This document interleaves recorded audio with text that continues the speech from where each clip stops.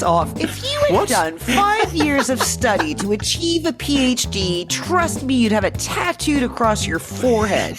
I would not put it in my username. You'd make a fucking t-shirt going, oh, by the way, did you know? We all know it's true. I might do that. But I wouldn't. Where is your 11th greatest Britain in cybersecurity tattoo, by the way? Let's move on.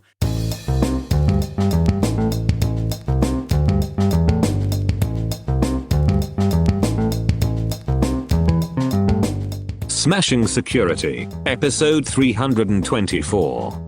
Zip domains, AI lies, and did social media inflame a riot? With Carole, Theriault and Graham Cluley. Hello, and welcome to Smashing Security, episode 324. My name's Graham Cluley.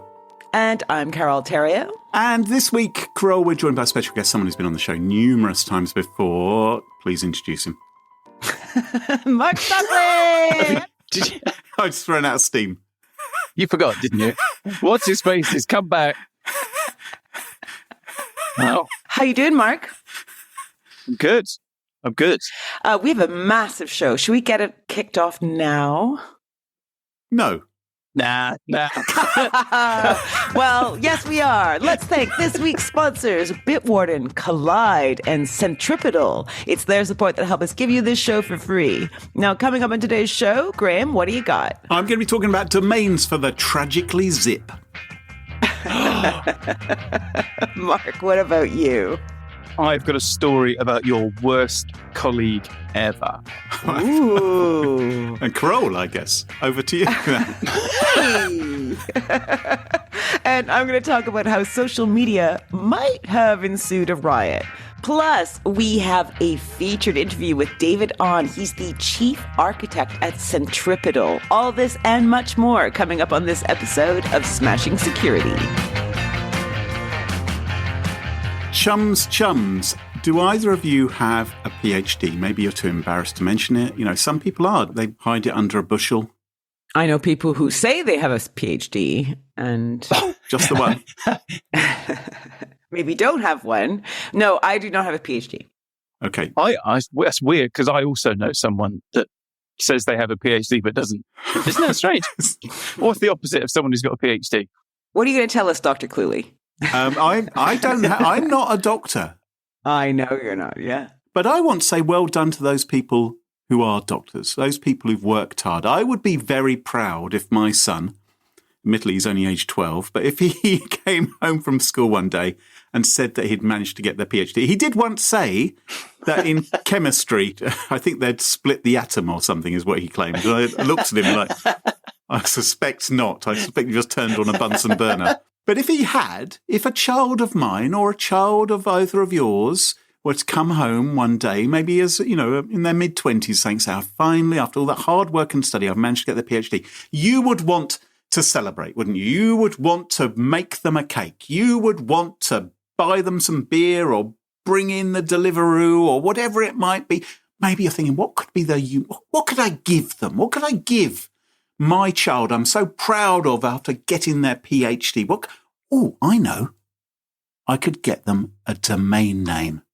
But here's the problem, right? My son, little Mark, we call him Mark, right? Mark.com has already been snapped up. Mark.org, I had a look. Mark.org has gone as well. Mark.org is advertising a 4-bedroom house in Virginia with a secluded hot tub. Mark.wtf must be still available. Mark.wtf, Carole.wtf. We know that one's gone. Very good that website. One's gone. But you know what is available? Mark.phd.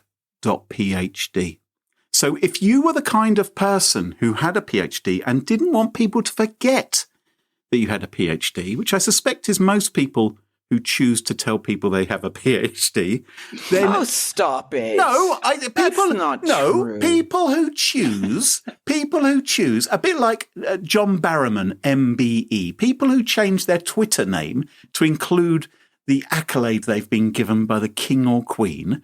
Piss off. If you had done 5 years of study to achieve a PhD, trust me, you'd have it tattooed across your forehead. I would not put it in my username. You'd make a fucking t-shirt going, oh, by the way, did you know? We all know it's true. I might do that. But I wouldn't. Where is your 11th greatest Britain in cybersecurity tattoo? By the way, let's move on. Anyway, the thing is, I think it's a little bit showy, isn't it? I mean, wonderful, well done on achieving it, but do you want to keep on reminding people about it? Do you actually want to own the domain name? I'm not sure if you do, but now, if you wanted to be Carole.phd, you could. Well, do you know what, Carole? I've been to the website. I've been to Google Domains. I've typed in your name, and you can buy one. And it's only going to cost you about $20 a year. And get this, you don't even have to prove that you have a PhD. No, of course not, because it's just the fuck. Well, you don't have to. Anyone can do it. Wow. It's like anyone can buy a website with COM at the end and not own a company. Well, right. Now, in the old days, the only way you used to be able to get a PhD other than studying was from a spammer, because you'd get spammy and saying, would you like a PhD? Would you like a degree? Would you like this? Would you like that? Didn't someone close to you purchase a PhD online? No, I think they became ordained as a religious. I think. I'm sure they told my husband they had a PhD. I think we know who we're talking about. Oh, yes. At a dinner party at your house. Oh, yes. An elderly lady. An older person. Yeah. I think she bought it from Tony Robbins. I don't think that counts. But moving on. So she also revealed some other things about herself, didn't she? A pair of problems, yeah. Moving on. Right. So you can buy a .phd domain from your local friendly internet domain company, because at the beginning of May, our chums at Google Domains, they rolled out not just PhD top-level domains, but also 7 others. .dad, .prof, for presumably professor, .esq for esquire, .foo, .zip, .mov, and .nexus. Bizarre combination. What's foo for? Is foo for food? Oh, it's a programming thing. I love that. Blah, blah, .foo. Why not .mom? You're wondering. Why not mum, right? Oh, good one. Because it already exists, Carole. It already exists. So they finally added .dad as well as Finally.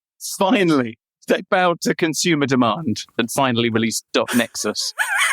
and .dad and .foo. And .cool and .love and .pizza and .photography, because that's really nippy to put on the side of a van. And literally hundreds of others you can buy. I wonder if anyone's bought photography. And have a subdomain called photography. So photography. Hey, good SEO. Absolutely nailed the SEO on that one. So, Carole, you're one of these people who's bought a bizarre domain because, of course, your art site, everybody go and visit it, Carole.wtf, where you can see a wonderful selection of watercolours and ink blotches and things, and vote for your favourites. Yeah. Why did I do that? Purely because any .com domain I could get had a ridiculous name. It's like we've run out of name combos that actually make any sense that I could find. Because there are lots. There's a .Paris. I found a .London, a .Sydney, a .Tokyo. No .Rome. No .Washington DC. For some reason, there's a .Irish. Oh, you researched the story in depth, didn't you? Oh yeah, I did a lot of research. Mm-hmm. I think one of the reasons that .com has run out, inverted commas, is because there's so much cachet in having a .com that lots of people have just speculatively purchased a bunch of .com domains, which they will now happily resell to you at vastly inflated prices. So like you spend, maybe $10 a year on a .com, but you can go and spend millions on a name that nobody actually uses, but somebody owns. If it's a dictionary word in particular, or a combination of words, or a short, maybe 4 or 5 letters or something, then it's going to be probably being sold for an awful lot of money. So there's lots of these weird top-level domains. There's some which I think are a bit confusing. Like there's a .work and a .works. Now that seems to me like there's an opportunity there for some mix-ups. If you wanted to create a phishing site, if anyone did actually run a .work website, there's .review and .reviews. There's .sex and .sexy. Are domains run by one single entity or not? Is it a collaboration amongst many tech companies? I don't know how it works. There is this organization, ICANN, Yeah. who sort of, I think, are supposed to oversee these things. But I also think money talks. Mm-hmm. Yeah. It also smells. Money smells. There used to be like 6 top-level domains. Yeah. And the beginning. Yeah. And it was like .edu, that's for education, .com, that's for commerce. And then at some point, I can't remember when it was like 10, 15 years ago, ICANN went, what if we just allow people to have anything they want, provided they spend an absolute fortune? Yeah. And that brilliant idea gave us .nexus and .prof and .sexy. And .wtf. And now .zip. Mm-hmm. And you may think... Oh, hello, Carole. Have you spotted a problem with a .zip domain? Yep. Right. Because I think .zip means something to many computer users, as does .mov, M-O-V, maybe make you think of a movie file. A zip might make you think of an archive file containing other files. Now, according to Google, the reason why you might want a .zip domain is they say, well, zip, that's really about having a secure domain for tying things together, moving really fast. So if you've got a really fast website, call it .zip. And it's like, well... Uh-oh. I don't think that they believe that for a second. Nope. They absolutely phoned that one in. Can you imagine searching for .zip on your computer as well? You'd find a billion files. Yeah. Yeah. And .mov, they argue, is for whatever moves you. They've said that's why you want... That's why you'd want a .mov domain. Now... So some engineers made a decision and then they threw it over to the marketing department and said, you've got 2 minutes to come up with a reason why these domains now exist. And the marketing department ran around for 2 minutes and they went, it moves you. So it turns out some people aren't very happy about this. I'm one of them. Typically people are a bit security conscious. People are a bit grumpy because people are saying, is it in any way possible that cyber criminals and fraudsters might exploit the confusion between what we've known for the last 30 years to be zip and mov files and what you've now decided to make a domain name instead? Yep. Now it means fast. Yep. Sorry about the last 30 years. Whatever moves you. Whatever moves you. Because well, if it's fast, I guess it would move you. So the problem, simply put, is that you might receive an email saying, hey boss, here's that report you asked for, report.zip. Click on that. And when you click on it, you get taken to some sort of dialog box, which looks like your company's single sign-on page to validate the file or access the file in some mechanism. And of course, you're then handing over your credentials to a phishing person. A phishing person. Fisherman. I don't know what they call it. Fisherman. A fisher. I love that. I think that's going to the title. The fisherman. Now, this isn't, of course, the first time we've had this kind of confusion because, of course, we all know .com. .com to most people now means website, doesn't it? It means commercial website, or at least website, if not commercial website. I think it does. And in back in ye oldie days, .com... Well, .com files were the programs you run under 64K on MS-DOS. They were the little programs. They had .com extensions. I remember at the time thinking, it might just be rather confusing with the internet coming along. Because now, .com... my voice hasn't changed, hasn't broken since. I was going to say. So I've come to terms with this now because, of course, .com executable files aren't really used anymore. Because everyone's moved on to Windows and other operating systems and, they've become obsolete. People aren't using DOS any longer. So maybe it's not much of an issue. But there have been other confusions as well. For instance, if you're a Perl developer, you might deal with .pl files. And .pl is the Polish top-level domain. I think that's right. And, or shell script.sh, another legitimate domain. So there has been a sort of move to this, but I think going to zip and mob websites which move you is still another jump entirely. I've got a bone to pick with you. Okay, go ahead. I want to speak to your proto-nerdy self. Okay. about these the .com. Right. Yes. So the .com TLD was actually created on January the 1st, 1985.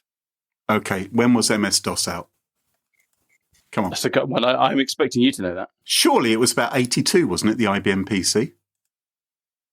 Okay. MS-DOS first came out 81. August 1981. Yep.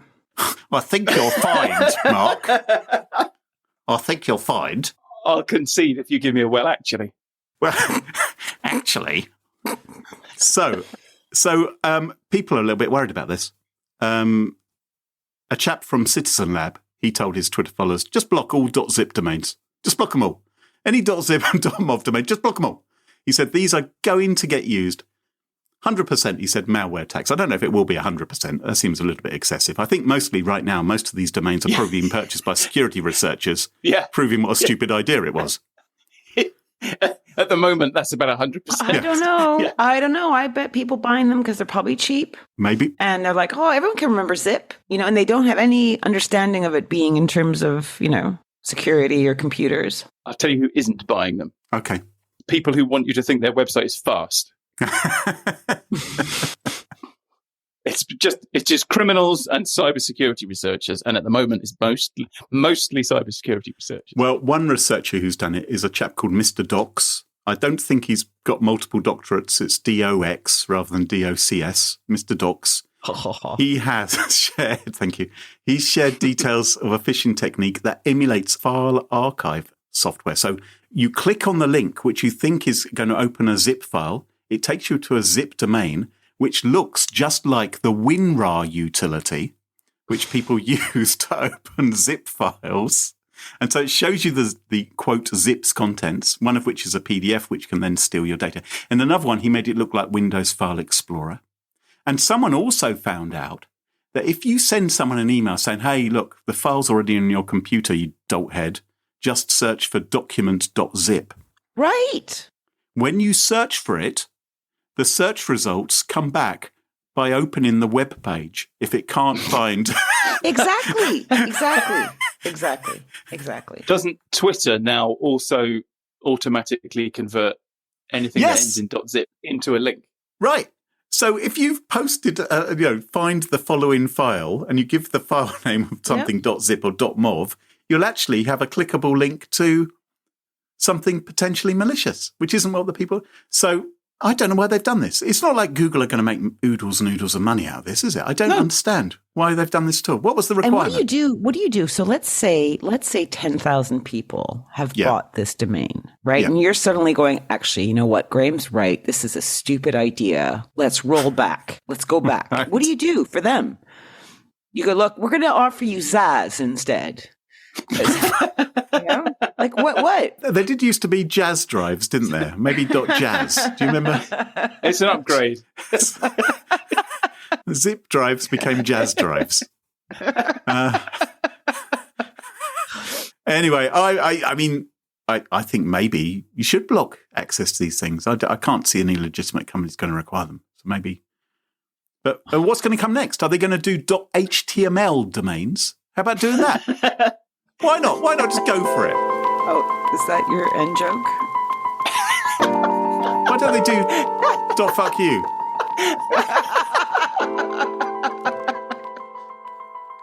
Mark, what's your topic for this week? Well, I like to start with a question. So I've got a question for you, Carole. Mm-hmm. So you're a woman working in tech. Have you ever found yourself working with someone whose unearned confidence was completely disconnected from their actual ability? Hang on. Yes.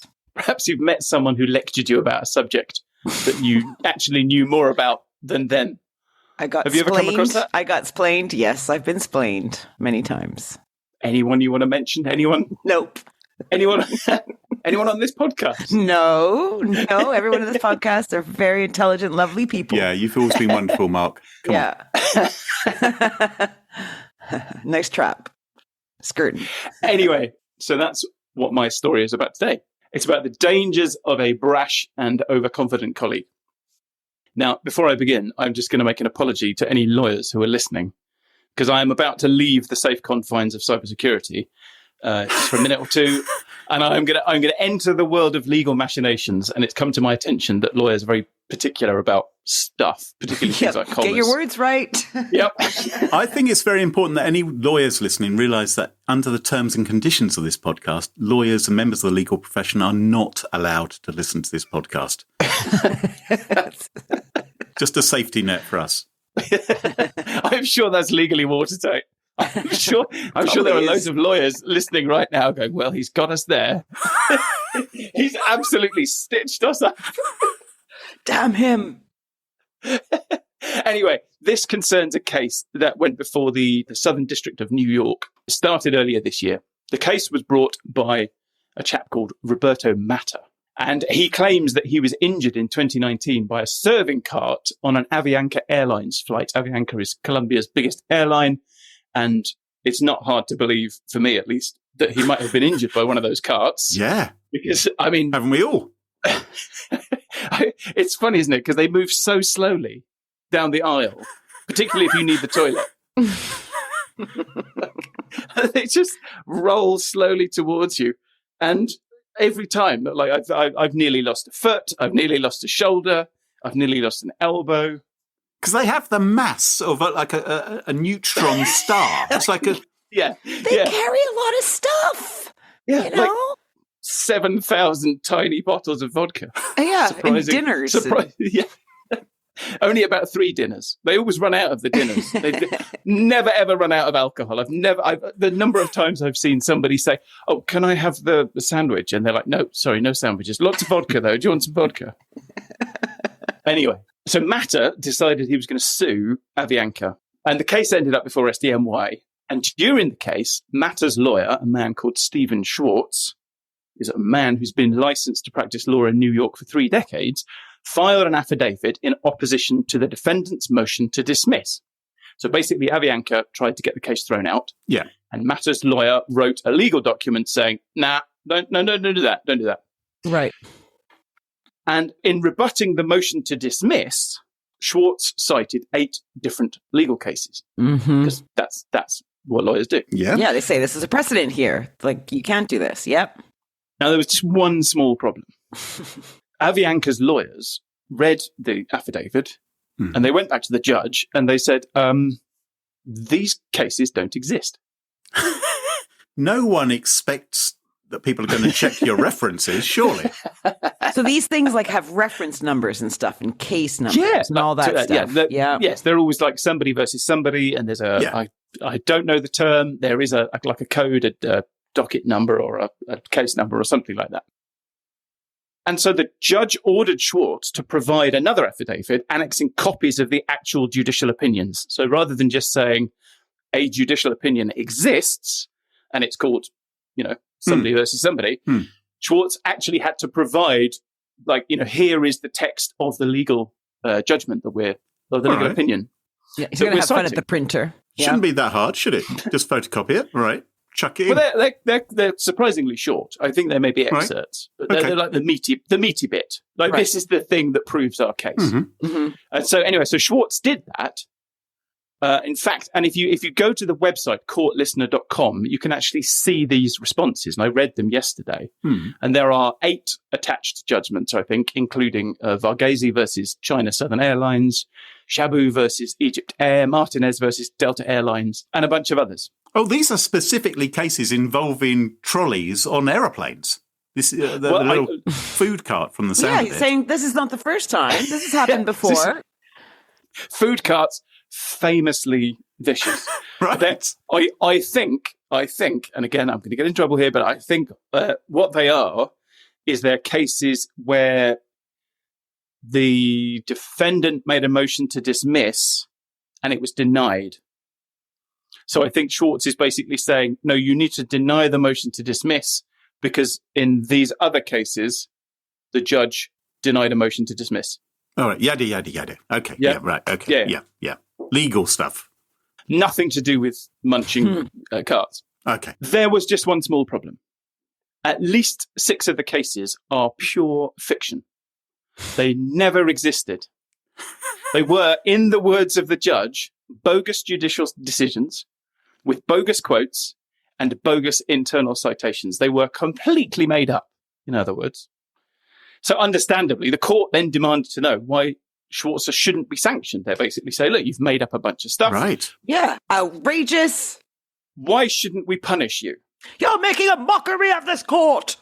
Yes, but this is a legal case. Obviously, the judge wrote that down. And then Schwarzer had to then produce a document with numbers in it to explain himself. And he did. He explained what had happened. And he explained in his document that he'd actually been relying on the work of another lawyer. Okay. And it turns out that that lawyer had been doing what every lazy English-speaking student has been doing since November the 30th, 2022. Uh-huh. And he'd actually used ChatGPT to do his research. So, You see, the thing I don't get about these flipping cases, right? I get ChatGPT. It's great, right? Like AI, go have fun. Why wouldn't you double check? Like if you're a freaking lawyer, right? Why wouldn't you just go and do a rando double check on one of them? Just say, like, let's just check this out. Let's just see. well, he's got an answer for that. Okay. Hit me. So according to Schwartz, because again, he had to write this down, he said, the citations and opinions in question were provided by ChatGPT, which also provided its legal source and assured the reliability of its content. Oh, that's fair. That's fair enough. That's fair enough. So it said this is reliable. And they went, okay. You could actually ask ChatGPT, is this reliable information? Yes, it is. Thank you very Actually, much. that is exactly what he did. Oh, okay. I would forgive an 11-year-old, right? An 11-year-old going, are you lying to me? And ChatGPT going, no, it's totally the truth. I'd get that they would go for that. But, come on. ChatGPT couldn't have its fingers crossed when it lies, so it would appear plausible and truthful. From what I read, it's not lying, it's helping. It's helping provide information. Sure. Yeah. So this is what it actually did. So the document actually contains excerpts. And at one point, Schwartz actually says, is Varghese a real case? He asks ChatGPT. Right. Yes, says ChatGPT. It's a real case. Of course it is. And that is how you check your sources, children. So he also asked ChatGPT if any of the other cases were fake. And it replied that they were all real and that they could be found in reputable legal databases. And then it named the reputable legal databases where they could be found. I wonder if ChatGPT then sniggers in a way that we don't understand. Like there may be like a little a digital snigger. Oh, see, there you go. ChatGPT, tee. Oh yeah, ChatGPT. Yeah, very good. So anyway, Schwartz had fallen for what artificial intelligence researchers euphemistically call hallucinations, which is what AI researchers call it when a large language model just flat out lies. That's unfair, that word. That's very human appropriation there. But anyway, okay. I'm still amused that his Schwartz have fallen. Sorry. I'm not even laughing at that.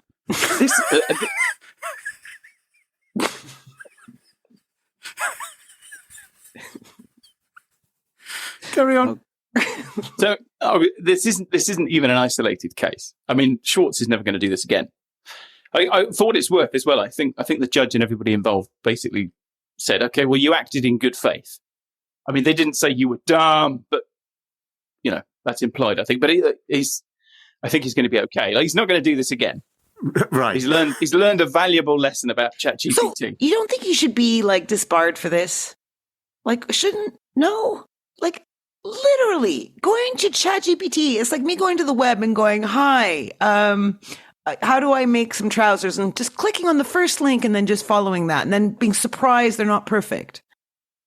Well, I think it makes a difference that he didn't go to ChatGPT and say, could you make up some legal cases? Because he would surely know, as a lawyer, that the other lawyers are going to check what he'd put in the document.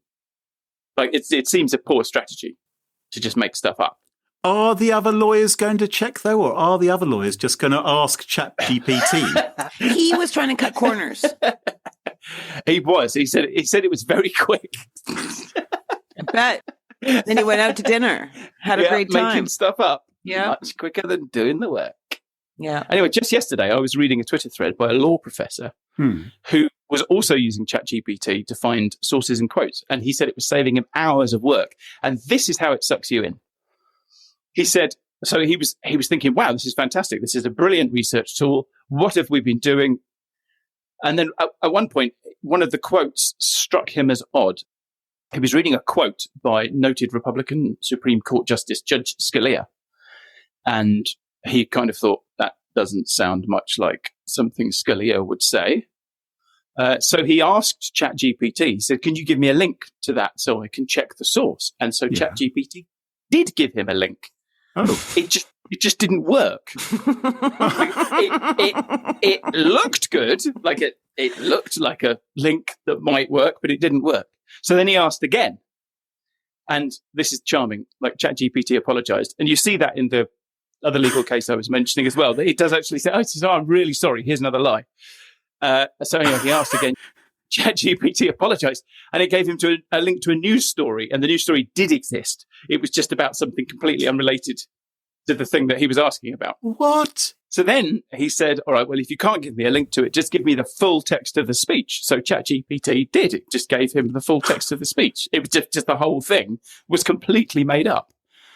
And that, ladies and gentlemen, is the real risk of AI. I mean, set aside, future concerns about whether or not it's going to keep us as pets. For now, it's made up of all the flipping garbage we've slapped up on the internet for the last 15, 20 years. So, and making up its own garbage from the sound of things. Yeah, it's now generating garbage that future versions of ChatGPT will eat. Yep. In order to generate further garbage. More concentrated garbage. As time goes on, the proportion of ChatGPT garbage in its own diet is only going to go up. Thanks. Thanks, Mark. Cheery. Good. Yeah. No, it's I'm here to bring though. some sunshine into your life. Carole, what have you got for us this week? Well, I have 2 teenage boys. Longtime pals, these two, okay, into football, electric vehicles, live in a little suburb outside Cardiff in Wales, about 5 miles from the center of town. Not a deluxe suburb. So the town's called Ely. I don't know how to say it, actually, guys. E-L-Y. Oh, E-L-Y. Could be Ely, could be Ellie. Yeah. Hang on, it's in Wales, isn't it? Could be anything. I'm going to say Ely. I'm just going to say Ely. Okay. Apologies, Welsh people. I'm going to ask ChatGPT.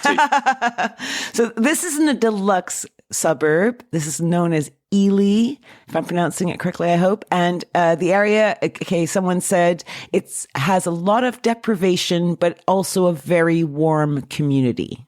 Okay, that's how it's been described. So it's late spring afternoon last Monday, just before 6 p.m. And one of the boys just had a haircut, bite to eat, and went outside and met his friend and started messing around on an electric bike. Not just your e-bike here. This is a Chiron electric motorcycle. And it was a recent birthday present. And one of them's driving, the other one's holding on, perched on the back. But something goes wrong, and there's a crash. And both boys, just 15 and 16, die as a result of this crash. Okay, and it happened in their neighborhood, like almost basically, right near their house. So within minutes of this happening, the crash is reported to the cops. And there's a police vehicle, and they respond. And officers reported that they started doing CPR upon arriving at the scene, but to no avail. Now, obviously, this is a pretty harrowing scene. You have like 2 neighborhood boys who've been laughing and mucking about just 10 minutes ago. Crash is loud. People hear it, come out to see what's happened, right? I mean, parents and neighborhood friends, they all come out to see what's going on. It's a community's worst nightmare. I can't think of anything much worse. And for the cops, it's got to be a nightmare too, right? I mean, these are kids. And there's probably a bunch of protocols that you've got to follow when something like this happens. And they know it's community's worst nightmare. So you've got like a lot of tension going on. So the problem is this, a riot flippin' ensued, okay? Until 3 a.m. the following morning.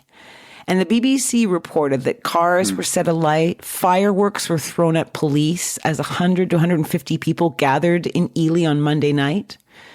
Missiles were aimed at officers. 15 officers were injured, though none of the injuries were life-threatening. A local resident said he heard threats from rioters saying, "Kill police officers at the scene." Quote, they said they would not stop until they killed a police officer, unquote. Around 8 o'clock that night, police tweet, right? They say they're still at the scene of the collision, but they're also working to de-escalate the ongoing disorder. It was even reported that one person was attacked because rioters thought they were an undercover officer, according to an officer at the scene. So, just chaos. Yeah, sounds like it's completely out of control. It's completely out of control. And, so the question is, what kicked this off? Well, from my reading, this is what I've got, right? So, one, it could have been how the cops handled the situation upon arriving at the scene.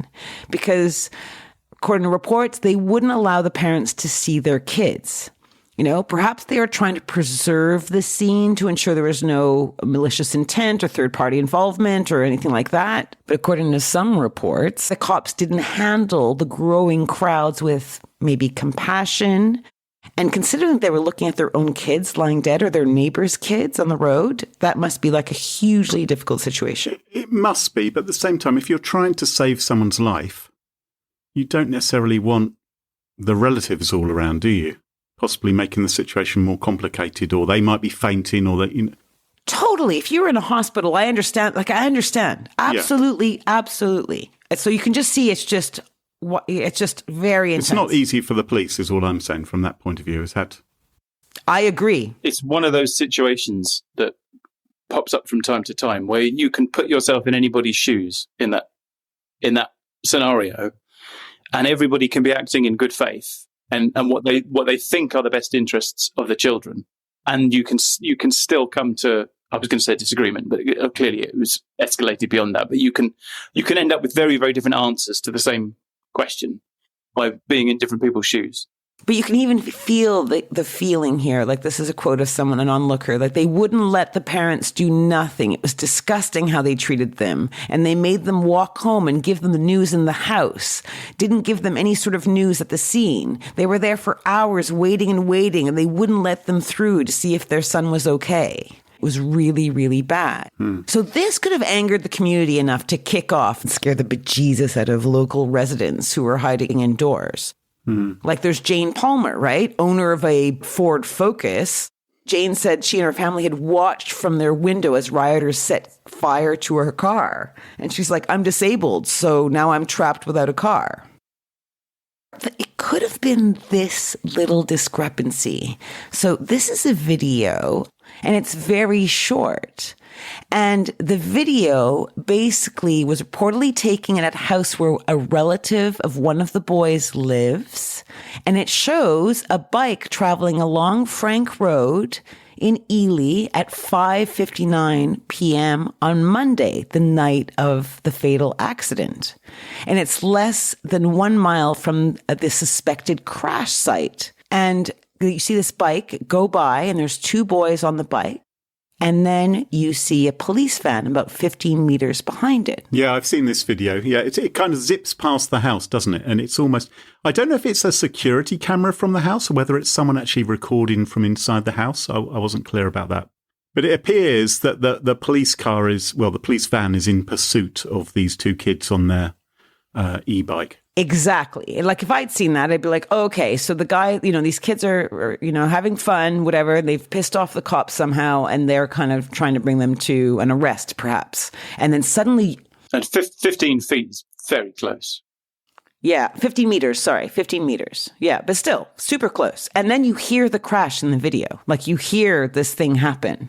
But here's the weird thing. Police officers say that none of their vehicles were on Snowdon Road when the crash happened. The investigation has involved studying CCTV and tracking data from the police vehicle. And at this stage, we do not believe that any other vehicle was involved in the crash. The news story I read said that the video was taken maybe in the street where they lived or something, and the crash was a few streets away when the police claimed they were no longer in pursuit of the vehicle. of this £5,000 e-bike, which the kids were on. So it is possible the police, maybe the kids on the bike lost the police who were chasing them and the police went the wrong way or something like that. And then they came a cropper. Yeah, there's so much involved. So the South Wales Police and Crime Commissioner said it appeared that incorrect rumors on social media that a police pursuit had led to the crash that killed the teenagers was wrong. So they're saying that never happened. And they say, quote, it appears they were rumors, and those rumors became rife of a police chase, which wasn't the case. This is from the crime commissioner. I think it illustrates the speed which rumors can go around with the activity that goes on social media these days and how things can get out of hand. So he's saying the riot was a result of false information traveling on the socials.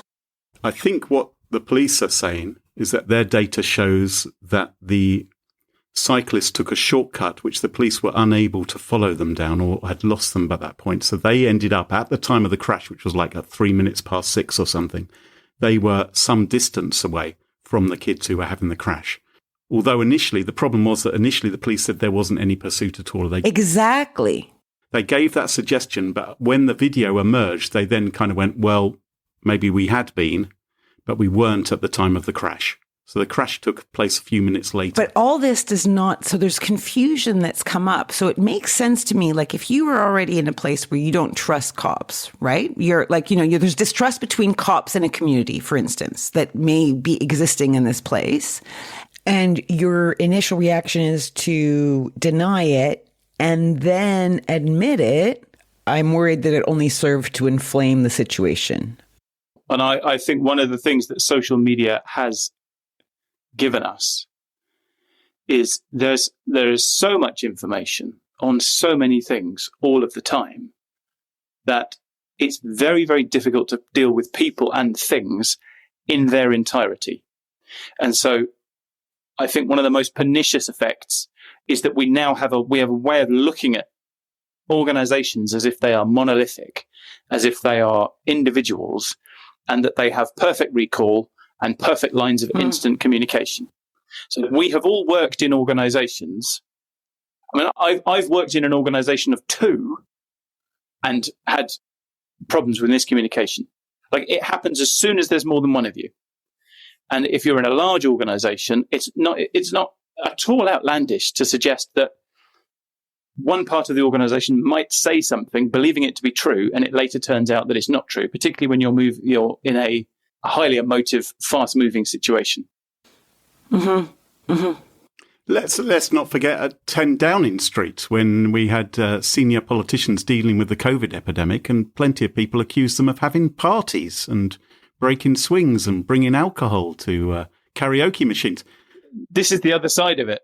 Other people had a completely different impression of what was going on. I mean, they were doing important, essential work. And some people thought this was a problem. I wonder whether this situation may be more about how the cops arriving at the scene may have handled family members and onlookers as they arrive. Like, it's obviously a super stressful situation, but surely dealing with that kind of immediate shock and grief should be in police training, right? To be able to do it in a way that somehow de-escalate intense feelings of hate. I don't know enough about police training to comment on whether or not they include that kind of thing or not. Yeah, no, me neither.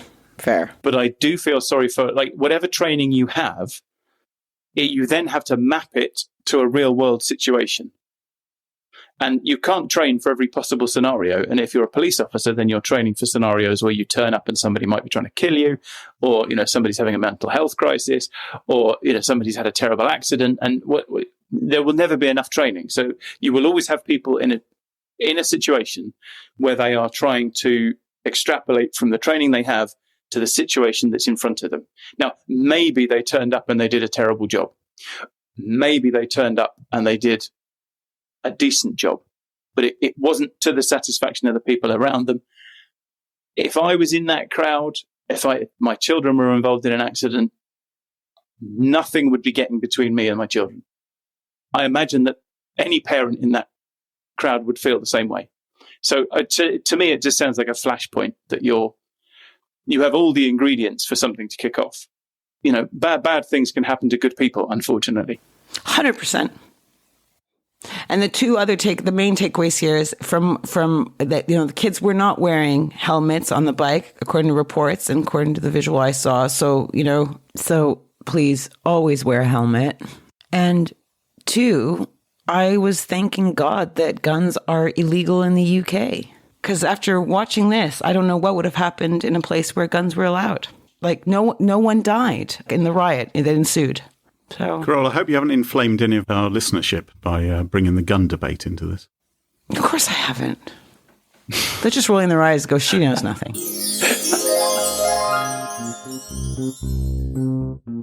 Smashing Security is brought to you by Centripetal. Centripetal is the global leader in intelligence-powered cybersecurity. The company operationalizes the world's largest collection of threat intelligence in real time to protect your company from every known cyber threat. Now available as a cloud-based deployment, Centripetal's Clean Internet service is a revolutionary approach to defending your assets from cyber threats by leveraging dynamic threat intelligence on a mass scale. The addition of AWS Clean Internet Cloud protects your enterprise whether on-premise, remote, or in the cloud, removing the need for a more costly cybersecurity infrastructure. Learn more about Centripetal's intelligence-powered cybersecurity solutions at smashingsecurity.com/centripetal. That's CENTRIPETAL. And thanks to Centripetal for sponsoring the show. Now, there's some big news from our sponsor, Collide. If you are an Okta user, they can get your entire fleet up to 100% compliant. How do they do that, you're asking yourself? Well, if a device isn't compliant, the user can't log into your cloud apps until they fix the problem. It's that simple. Collide patches one of the major holes in zero trust architecture, which is device compliance. Without Collide, IT struggles to solve basic problems like keeping everyone's OS and browser up to date. Unsecured devices are logging into your company's apps because there's nothing there to stop them. Collide is the only device trust solution that enforces compliance as part of authentication, and it's built to work seamlessly with Okta. The moment Collide's agent detects a problem, it alerts the user and gives them instructions on how to fix it. If they don't fix the problem within a set time, they are blocked.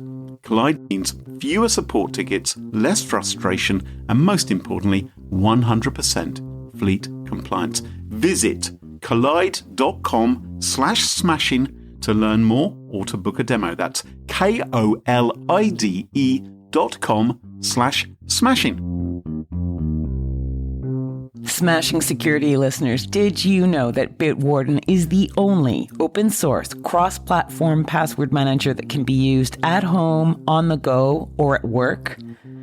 Bitwarden's password manager securely stores credentials spanning across personal and business worlds, and every Bitwarden account begins with the creation of a personal vault, which allows you to store all your personal credentials. These are unique and secure passwords for every single account you access, and it's easy to set up, it's easy to use.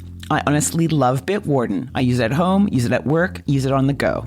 Get started with a free trial of a Teams or Enterprise plan at bitwarden.com/smashing. Or you can even try it for free across devices as an individual user.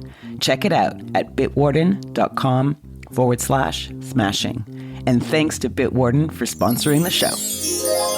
And welcome back. Can you join us at our favourite part of the show, the part of the show that we like to call Pick of the Week? Pick of the Week. Pick of the week. Pick of the Week is the part of the show where everyone chooses something they like. Could be a funny story, a book that they've read, a TV show, a movie, a record, a podcast, a website, or an app. Whatever they wish. It doesn't have to be security related necessarily. Better not be. Well, my pick of the week this week is not security related. My pick of the week this week was recommended to me by an avid listener to the podcast who said, have you seen this show on Netflix? It's called Black Butterflies. You might like it. And I said, what's it about? And they told me, and I thought, I wouldn't like that at all. No, I don't know. They said, it's sort of a bit serial killery. It's a bit, oh, goodness. No, I don't want to watch that. Anyway, somehow or other, I started to watch it. And by gum, it was good. And it is called Black Butterflies, or in the original French, Les Papillons Noirs. And let me give you the central premise. There is a novelist with writer's block. He is invited to visit a dying man who wants his memoirs ghostwritten, and he begins to tell this writer the story of his life. And it starts off as a lovely sort of romance between this old man and when he was young, and the love of his life and their career in around the French Riviera in the 1970s. And then it begins to turn rapidly into a tale of rather twisted serial killing. And most of the show is taking place in different timelines, 2 different timelines, 70s and the present day. But you never feel lost. It's very well done. It's a psychological thriller. It's definitely not for kids, so there's some very graphic scenes. But I have to say, it was brilliant. Really well acted. Lots of surprising twists, great music. I'm sure I've seen this. Is this old? This is old. I think it may have come out last year. I mean, you maybe are more up to date on the Netflix shows than me.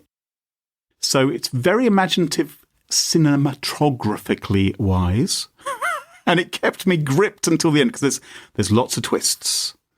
And I thought it was rather good. It's definitely, can I underline again, it's not for kids. The person who recommended it to me told me that their son walked in while they were watching it and they had some difficult explaining to do as to what on earth they were watching. So be careful, don't watch it with kids. Even though it's about butterflies. It's called Black Butterflies. I've watched this with John. I'm sure we did watch it, but I can't remember. It seems like the kind of thing you would have watched, Carole. Yeah. I can believe it. Anyway, I would really recommend it. So go and check it out. You can either watch it dubbed or with subtitles, depending on your particular persuasion. I greatly enjoyed it. So that is my pick of the week. Mark, what's your pick of the week? So you know that I like to come on here, and normally my pick of the week has some sort of environmental theme. Ocean cleanup. I think I did trees once. Soil. Nature. Yes. Soil, yeah. Generally sort of climate apocalypse. Wouldn't it be great if we didn't all die and burn to death? Chickens. Things about chickens. You're quite keen on chickens. My book today is not about that. Well, I have discovered an entirely different form of apocalypse to worry about. And so my pick of the week today is about that. And it's a book. It's called The End of the World is Just the Beginning, Mapping the Collapse of Global Civilization. And it's by Peter Zeihan. Peter Zeihan does fantastic YouTube videos. If you want a sort of intro, he releases one a day. They're about 5 minutes long. Go look for him. It's fascinating stuff. And he is a geopolitical strategist, but his real thing is demographics. So his shtick is all about the demographics of the world and how the demographics, essentially global demographics, are going to change the way the world is made up over the course of the next 20 years. Mm-hmm. So according to him, we're in a very interesting situation at the moment whereby birth rates across the world have collapsed. So broadly speaking, the earlier you industrialize, the slower your birth rate collapses. And the quicker you industrialize, the quicker your birth rate collapses. Because when you industrialize, when you have an agrarian economy, you generally have as many children as you can because children are free labor. And then when you move into an urban environment, you have many, many fewer children because children are incredibly expensive until they leave home in an urban setting. And also you get things like social security coming. You don't need children to look after you in old age. So the net result is always a reduction in birth rates. And what's happened is that the countries like the UK, which industrialized first, its birth rate has been declining very, very slowly. And countries that industrialized after, say, World War II, like South Korea, their birth rate has been collapsing very, very quickly. And what's happened is that everybody's birth rate has kind of synchronized at a point where right now, the largest generation is about to tick over into retirement. And that has all sorts of effects on things like global capital and employment, because you think, well, suddenly you're going from a situation where you have a large, knowledgeable workforce with lots of capital to spend on things to a large group of retirees who want to hold on to their money being supported by a much, much smaller group of employees. And that small group of employees is being followed by an even smaller group. Each generation has had fewer children. So, you get a small generation, it has a small generation of children.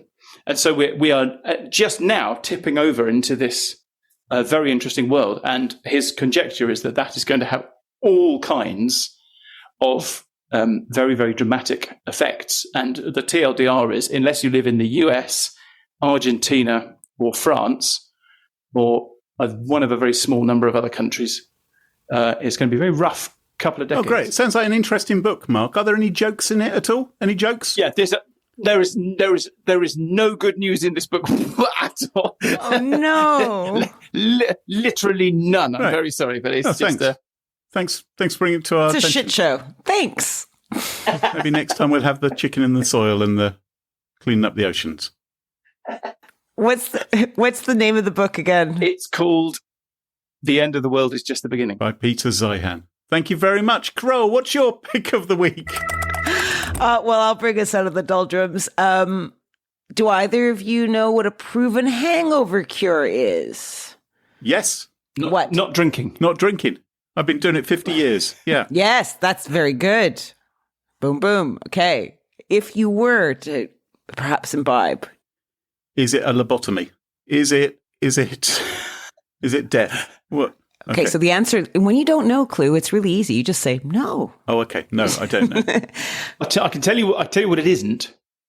It isn't trying to watch the Wimbledon final on TV. I've tried that. It really doesn't help. What about flossing and brushing? Is that good for your teeth? Oh, it's meant to be good for everything, isn't it? Having a good floss. Oh, interesting. And what about anti-aging creams? Do they really work? Just look at us, Carole. I think that tells you everything. See, these are interesting questions. You can discover all these answers and tidbits on a podcast called Science Versus. It's from Gimlet Media and a show hosted by Wendy Zuckerman, who has the most charming Australian accent, to my mind. She's super bubbly, funny, and smart. How do they find out these answers? Do they go to ChatGPT by any chance and ask it these questions? No. They take on fads and trends, opinions and stuff, and then they find out what's real and what's maybe somewhere in between. It's like friendly fact checkers is what they call themselves, and I think that's a fair statement. That's quite cute. So for example, when they go for hangover cures, they talk to loads of experts, and the end result of that was basically eat a huge meal before you start drinking, and flossing and brushing, not necessarily good for your teeth. Fluoride is good for your teeth. Fluoride is the only thing that protects your teeth. Everything else is good for your gums, which are obviously important. Oh, trick question, right? A bit of a quick question, I agree. And anti-aging creams is really interesting because a lot of it is because the molecules inside the creams are too big because they're not fat-based, they're water-based. So they don't go into your skin at all. The only one that can is retinol, and you need to get it by prescription to have any effect at all. So this is the kind of stuff I've learned. You may agree or disagree. I loved it. Are you saying that those graphics on the skincare adverts where they have pink blobs crossing the skin barrier and info, are you saying that isn't strictly accurate? They actually did a test because they said, well, how do they get these results, right? On these, these makeup ads are like, 7 out of 10 women agree, these kind of things. So they just made up their own concoction, sent it off for $1,000 to get, tested. And it came back saying, amazing, 100%, works like a charm, amazing. So they just go and maybe show how things may not be as you think. So we could set up an aging cream testing organisation. They could send it to us, give us $1,000, and we say, yes, brilliant, I look gorgeous. Yes, if you want to be a schmuck, that's exactly what we would do. Would you like to know what ChatGPT thinks Tell me. you can do about a hangover? Yes. Oh, come on, please. Because while we were talking, I asked. I said, what's a good hangover cure? And have you ever used ChatGPT? Yes. Because you'll know it does like to give like wordy answers. So anyway, blah, blah, blah, blah, blah. Several strategies, blah, blah. Can't alleviate the symptoms. No magical cure, blah, blah, blah. Anyway, there's a list of 8 things. Hydration, rest, nutritious food. I think you mentioned that one. Electrolytes. Ginger and peppermint can alleviate nausea and soothe an upset stomach, apparently, according to ChatGPT. Pain relievers. Genius. Oh, that is clever. Light exercise, and here's the kicker: avoid caffeine. Well, so this is essentially, basically, what's happened here is ChatGPT has just watched me on a Sunday morning when I was at college, and turn off Wimbledon. The podcast Science Versus should change its name to Science Versus ChatGPT. They got a whole new show there. It's a great show. Check it out. It's fun, and it has a bit of a, it's kind of lighthearted, but, you come away with a few little cute tidbits. So Science Versus, find it wherever you get your podcasts. That's my pick of the week. Thank you very much, Carole. Now, you've had a very busy week this week. You've been chatting to our friends at Centripetal. Yes, I chatted with Dave Ahn, and we talk about the cloud and how it revolutionized how we work, but it also has changed how the attackers come and find us. Take a listen. Well, listeners, we have the pleasure of chatting with Centripetal's chief architect, David Ahn. Centripetal focuses on threat prevention using real-time intelligence with automated enforcement. And today we are talking to the guy who builds and ships this stuff. Thank you so much for coming on and taking the time to speak with us today, Dave. Wow, Carole, what an intro. Thank you so much. It's a pleasure to be here. Well, it gets worse because you, out of all the job titles that I know in the tech sector, my favorite one is chief architect because it's got gravitas, right? It's serious. And I'd love to know about some of your responsibilities, but maybe you could first tell us, how did you end up at Centripetal as their chief architect? So the journey actually started quite a while ago. I actually started a number of startups. So I innovate a lot of technology around healthcare and cybersecurity and computer algorithms and things like that.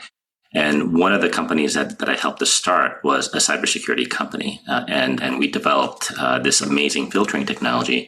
And that technology was great, but there wasn't a strong product synergy around it. And so when I met with Stephen Rogers, Centripetal CEO at the time, he really put forth his vision of putting intelligence as a driving force around cybersecurity. And, Centripetal needed a capability to do that enforcement. And so it was a great marriage in terms of technology and 2 different companies. And so I came to Centripetal in the very beginning as part of an acquisition. And I stayed through to really commercialize that technology and bring it to the product that it is today. So it's been an amazing journey. Yeah, it sounds like a marriage made in heaven. Tell me, do you spend your day in meetings or do you have other responsibilities other than guiding and helping everyone do their jobs? So, yes, there are lots of meetings, but I run one of the divisions here at Centripetal, Intelligence Services. And so, my group is responsible for really identifying that intelligence, kind of figuring out what to do and helping to ingest it and produce really actionable portions of it for the rest of our products. So that's a big area around data science, analytics and so forth, informatics, right. And then kind of mapping that into how do you design systems. There are many different systems that makes the solution possible. And so I help to lead with a lot of my colleagues who are leaders in this space to build an end-to-end, solution. It's very challenging, very diverse, lots of exposure, and you're probably right, lots of meetings. But it must have changed a lot over the years because, most businesses today, from like the tiny ones to mid-size to the massive internationals, they're all reliant on cloud to function. Can I say even function today? Is that fair? I think that's fair. I mean, it's just so ingrained and kind of permeating through all of IT and technology today. So I think you're right.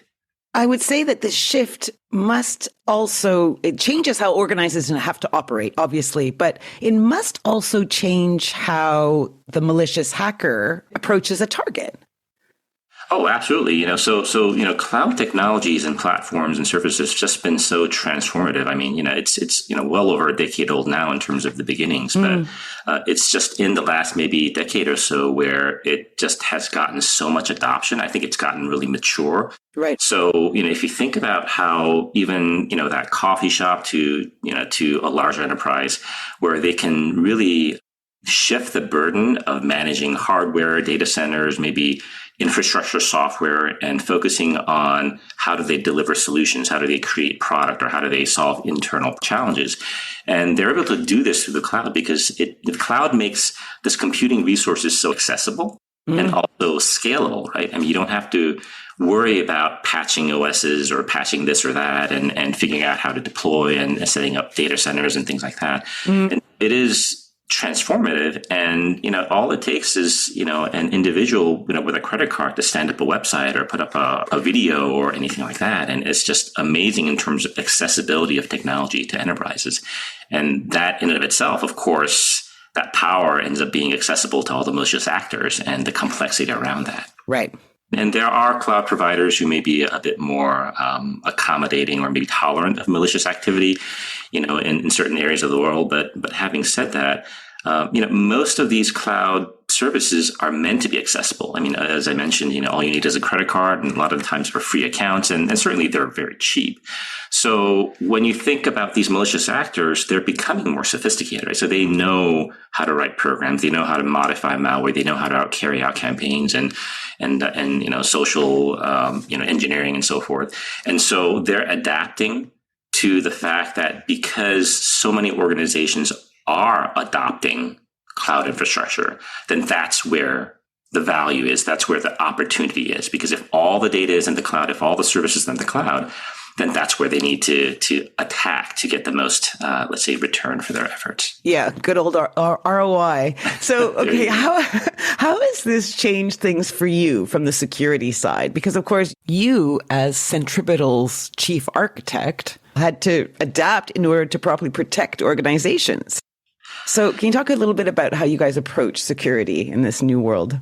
Yeah, absolutely. So I think one of the biggest challenges for organizations around cloud security is just difficulty in visibility and difficulty in understanding. So it's not that there isn't understanding. It's just that, I mean, if you think about, roles or access controls or things like that, it's very easy to say, well, you've got to put those controls in. However, when you have hundreds to thousands of options and it just gets explosively combinatoric when it comes to, the infrastructure, the virtualization, the containers and the software, the gazillions of things that are running in the cloud, then it's so difficult for normal organizations or typical organizations to get a handle on what the repercussions are, right? So if they, let's say, have a setting up in terms of user access or application access, what does that really mean throughout the cloud infrastructure? Because everything is being managed by these cloud providers, and therefore there isn't as much visibility and understanding. And so to attack this problem, I mean, in cybersecurity, it's a big challenge. I mean, if you look at, all the breaches, a lot of the breaches that have occurred in recent years, so many of them have some sort of cloud component to it. And it just lends itself to the gaps in knowledge and gaps in visibility and gaps in control that exist that are really hard to fill. And so it's a challenge for us in cybersecurity. Yeah, because, I used to work at a technology firm, and even back then, this is basically pre-cloud days, but the tech staff were overburdened with, servers going down or machine equipment going down. And now that's not the problem so much. There's just so many accounts and so many ways for people to access data. How does someone responsible for allowing network access and information access not feel overburdened? I think that's a key problem. It's just overburdening of that information overload or complexity overload. And so there are tools, that have kind of started to fill this niche over the years, where they give you observability, I think telemetry and these kind of things. And, one of the challenges I see with a lot of these products is that sometimes they actually end up producing even more work, right? So they give you unbelievable visibility into every activity that's happening across the entire cloud infrastructure for a customer, right? And now we're talking about unbelievable amounts of log data. How do you interpret it? And how do you do audits? And how do you do an analysis of all this data? And so, this is where a lot of, lately, of course, in recent months, there's been, this trend around leveraging AI on automation and, these advanced techniques to kind of manage the interpretation of that volume. But that doesn't take away the fact that there is that volume. So it is a significant challenge. And I hope that even cloud providers and cybersecurity vendors are able to step up to the plate and make those cybersecurity controls a little bit more easier to understand and easier to manage. I mean, let's not place the burden on the enterprise, that poor person who's dealing with so much of the data. So how do you guys do that at Centripetal? How do you guys manage that? So we've taken the approach that sometimes information should just be interpreted by those with that knowledge, right? So instead of attacking this from the angle of let's give another tool, let's give more information, let's give more capacity, and then saying, well, you enterprise, you need to go figure out how to use this tool, have to figure out how to choose the data and how to interpret it and how to analyze it and then figure out the reporting aspects of it. And instead we bring that as a service. And I think you've seen this a lot, in the industry with maybe the growth of the managed, security service providers where they're bringing in that expertise to fill that gap. So at Centripetal, we're working towards that, where we're bringing in the intelligence, we're bringing in the enforcement capability, and we're bringing in the analysts who can help to interpret and really shift that burden away from the customer. And the whole plus side of it is you get you're using real-time intelligence to block unwanted traffic before it gets to the network. I mean, that's the end game, right? Oh, that is the end game. So, if you think about intelligence, it tells you what all those malicious actors, where they are, what infrastructure they're using, what methodologies that they are leveraging. And, today these malicious campaigns are becoming so much faster. Like, so as I mentioned before, we talked about before, they're leveraging cloud infrastructure and they're automating and they're able to carry out these attacks in, a matter of minutes to an hour, or so. And so when that happens, then, if you have this information, but you don't have it at the moment that you need it, which is maybe right now when you're under attack or 15 minutes from now when you're getting scanned, then that intelligence doesn't do you any good. So whether it's Centripetal or others, this concept of leveraging that intelligence as soon as you can, as real time as you can, that is really the differentiator in terms of elevating the security posture. It makes perfect sense. Is there anything you'd like to add? I really encourage everyone to take a proactive stance. And I understand that a lot of the time there's just so much technology and so many products and solutions, and everybody is saying that they can solve the problem. But I encourage, everyone to look at it from the perspective of what are my pain points and what can I do proactively to help reduce the work that I have to do. Because if you don't reduce that workload, then all the security in the world may be producing all those alerts and things like that, but it doesn't help you when you don't see it in front of you and it's not helping you to actually protect your enterprise. I think that's such a good point. And I think actually being able to identify your pain points is key because, the security market now is a bit like walking into Walmart and there's only, cola on sale and you're walking down these aisles going, I don't know which one. So if you know exactly what you want, it helps narrow the field. Yeah, I absolutely agree. I think you have to start with owning that cybersecurity a little bit, and saying, all right, these are my pain points, and just be objective about how difficult it is, because it's difficult. Yeah. And what can you do, the maximum return for the steps that you take forward? I think that's the only practical way to really go about doing this. Well, I think a very good step for our listeners is to check out Centripetal's webpage, which we have linked because you can learn much more about their technology and services. And you can do that by visiting smashingsecurity.com/centripetal. That's CENTRIPETAL. That's smashingsecurity.com/centripetal. And huge thank you, David Ahn, Centripetal's chief architect, for coming on the show. See, I love saying that. Thank you so much. It's been a pleasure. Yeah, have a good day. Not too many meetings, I hope.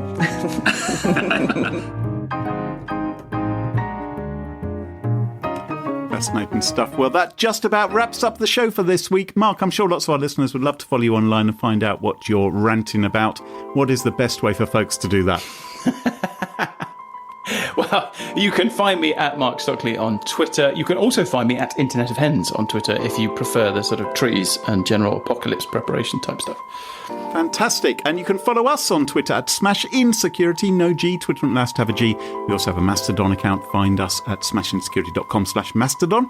And make sure never to miss another episode. Follow Smash In Security in your favourite podcast apps such as Apple Podcasts, Spotify and Overcast. And massive shout out to this episode's sponsors, Collide, Centripetal, and Bitwarden, and of course to our wonderful Patreon community. It's thanks to them all this show is free. For episode show notes, sponsorship info, guest list, and the entire back catalog of more than 323 episodes, check out smashingsecurity.com. Until next time, cheerio, bye-bye. Bye. Bye-bye.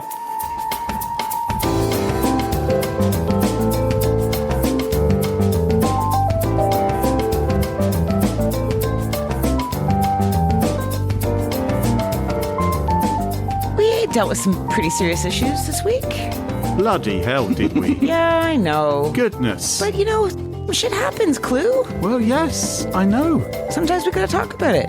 Oh, yeah, it's a... Thank God we have you to just bring a bit of lightness to our life. That's what my purpose is, really, isn't it? To bring a little bit of joy in this miserable world. on this miserable podcast. This miserable world. Thank you very much, Mark. Thank you, Mark. You're welcome. It was lovely. Look after yourself. I will. Thank you very much. And you. And good luck